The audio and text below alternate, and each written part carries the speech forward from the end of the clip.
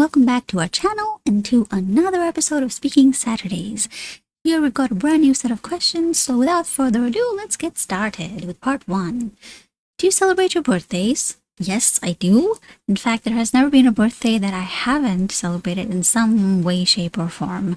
When I was a child, it used to be that we would, take a trip somewhere, or we'd call the entire extended family home and do something big or major like that. And of course, I'd always have to get dressed up. And in fact, the whole family would get dressed up and we'd get cake and we'd do a whole photo session and everything. It was a lot, frankly, exhausting. Nowadays, of course, it's more low-key. But yeah, there's never been a year in which I haven't celebrated my birthday. How did you celebrate your last birthday? So that was November last year. And in fact, it was kind of a sad day for me because I went out to buy cake.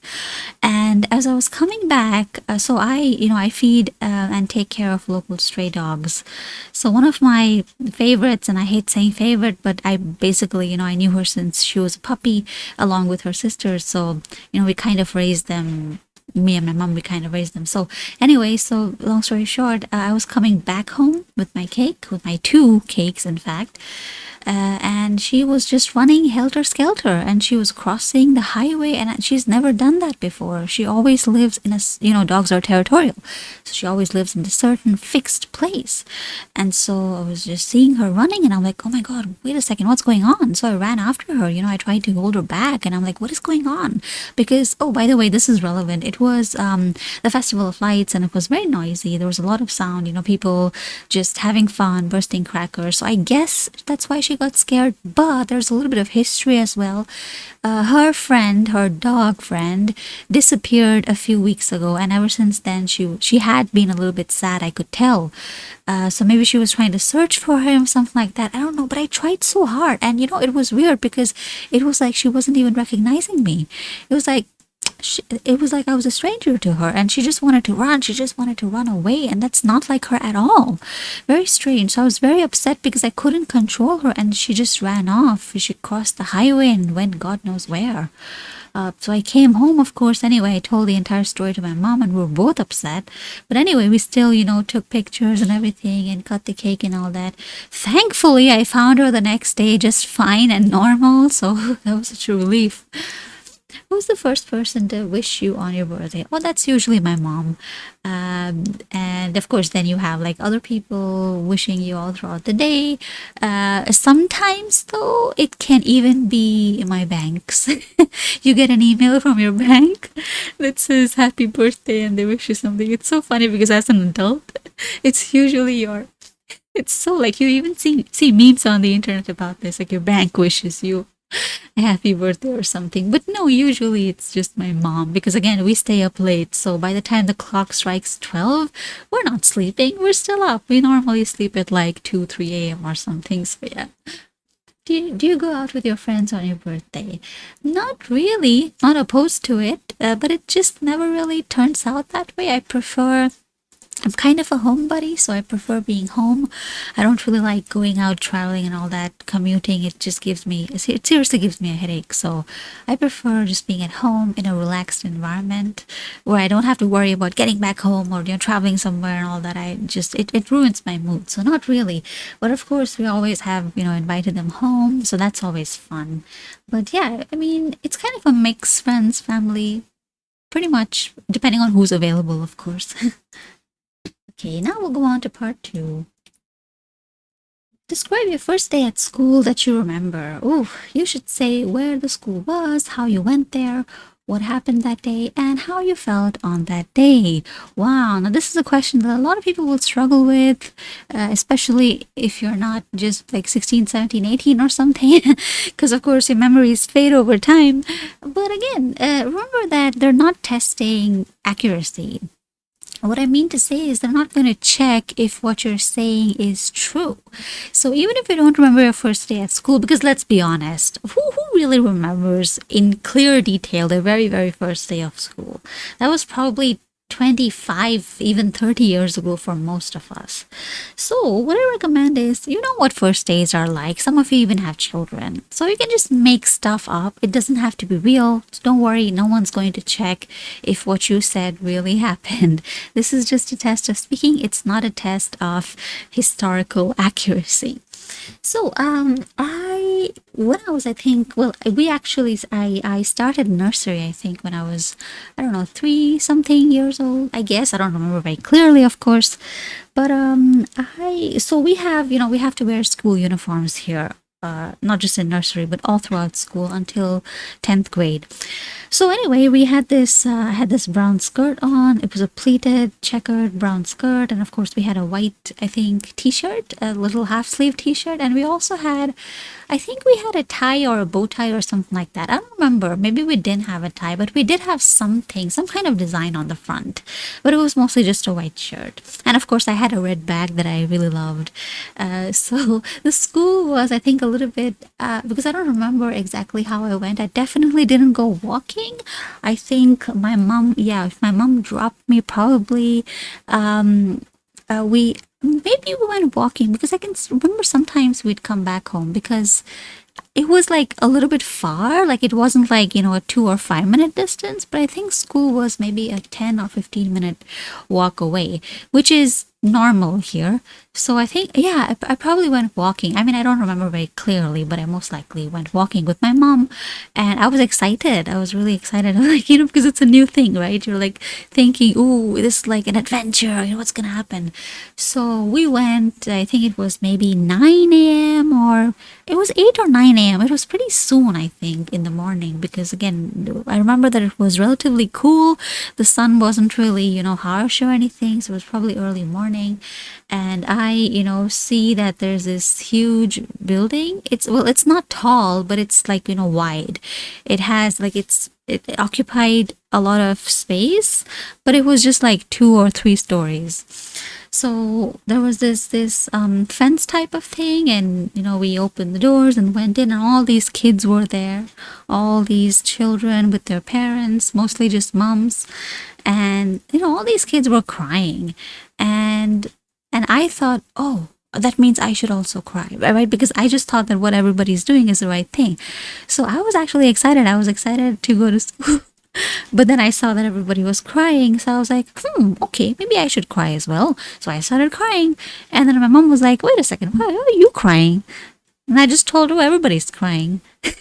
So that is something that she still, tells me. It's so funny and so strange. But it also kind of shows, that children are so, easy to influence, right? Just because everybody was crying, I thought, oh, that's what I'm supposed to do. So I did that. But as soon as my mom said, there's no reason for you to cry, I stopped crying just like that. I was totally pretending, making it up.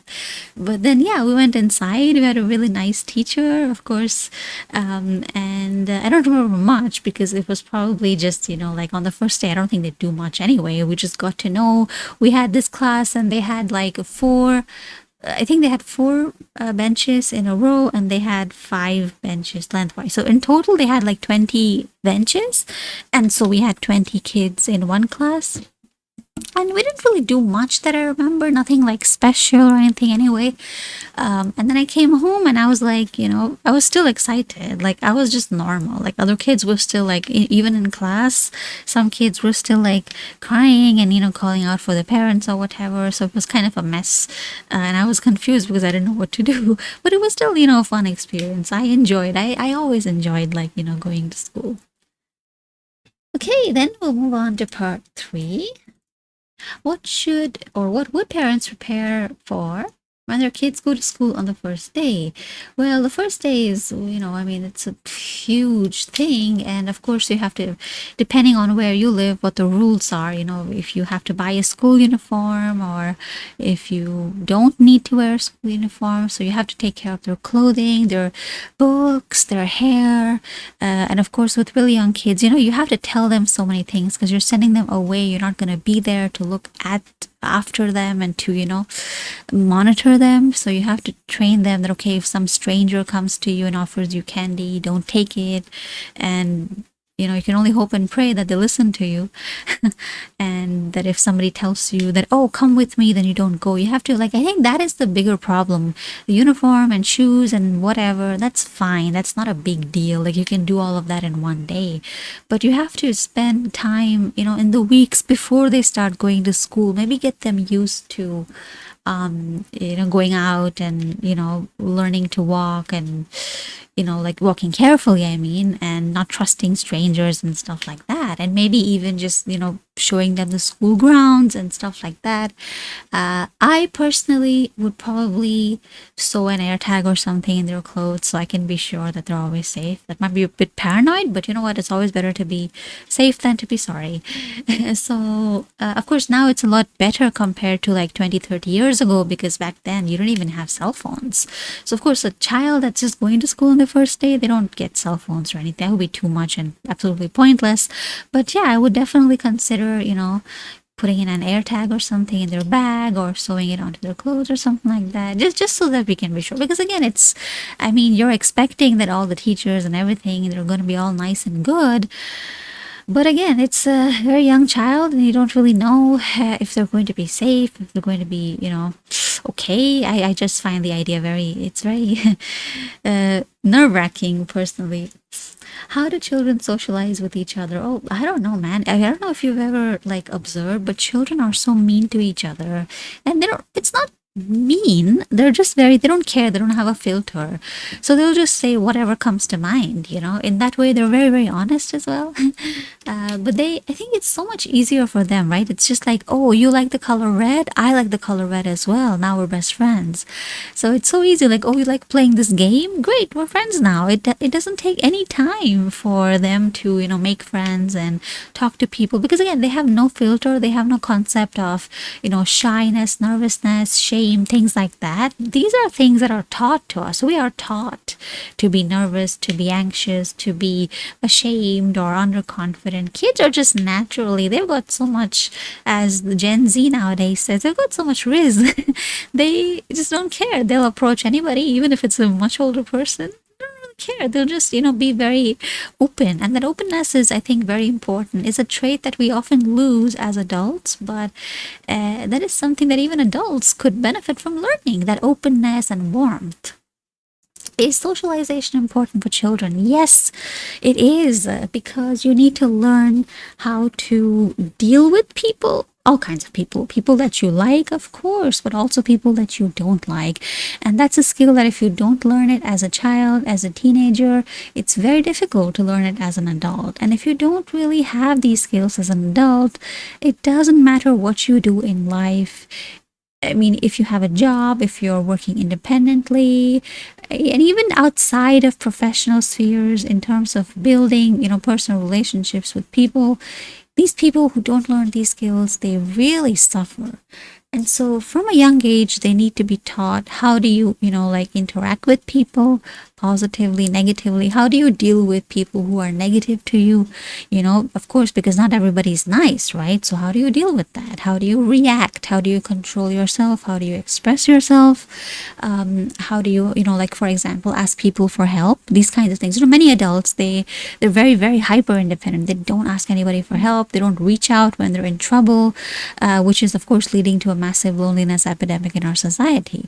So all of this has to be taught when you're still young, when you're still malleable, you're still adaptable. Do you think children can easily make friends with each other? Yeah, like I said, it's so easy. I mean, as you grow older, making friends becomes, at least in my experience, very difficult. But when you're young, it's like you could like anywhere you go, you could make a new friend. It's so easy.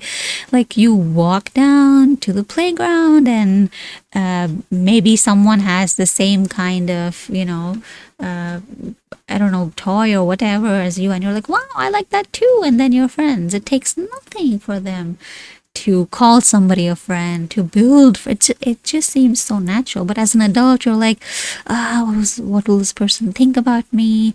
Is it okay to approach them? Am I bothering them? But children don't care about all these things. They don't have any hang-ups. They don't have any pretensions. They're just very open.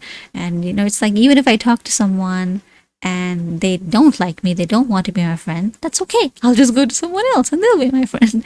So it's nice, in that sense, that it's so easy as a child. You don't even have to think about it. But when you're older, oh my gosh, it's a real challenge. Okay, so that was our test for today. If you liked it, don't forget to click on like and leave a comment down below if you have anything at all you'd like to share with me. And we have tons and tons of other videos, so don't forget to check those out, and I'll see you in the next video. Until then, bye-bye.